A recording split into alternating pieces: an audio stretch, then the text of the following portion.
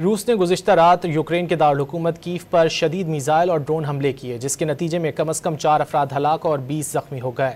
यूक्रेनी हुक्काम के मुताबिक हमले से शहर के मुख्तलिफ इलाकों में ज़ोरदार धमाके सुने गए और इमारतों में आग भड़क उठी। कीव के मेयर ने खदशा ज़ाहिर किया है कि हलाकतों की तादाद मज़ीद बढ़ सकती है, क्योंकि इमदादी कारकुन अब भी इमारतों के मलबे तले फंसे अफराद को तलाश कर रहे हैं, जबकि ज़ख्मियों में से 16 अफराद को अस्पताल मुंतकिल किया गया है।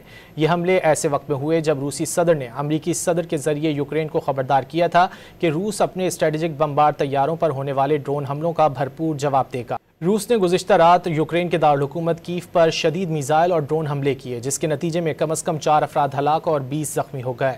यूक्रेनी हुक्काम के मुताबिक हमले से शहर के मुख्तलिफ इलाकों में ज़ोरदार धमाके सुने गए और इमारतों में आग भड़क उठी। कीव के मेयर ने खदशा ज़ाहिर किया है कि हलाकतों की तादाद मज़ीद बढ़ सकती है, क्योंकि इमदादी कारकुन अब भी इमारतों के मलबे तले फंसे अफराद को तलाश कर रहे हैं, जबकि ज़ख्मियों में से 16 अफराद को अस्पताल मुंतकिल किया गया है। ये हमले ऐसे वक्त में हुए जब रूसी सदर ने अमरीकी सदर के जरिए यूक्रेन को खबरदार किया था कि रूस अपने स्ट्रेटेजिक बमबार तैयारों पर होने वाले ड्रोन हमलों का भरपूर जवाब देगा।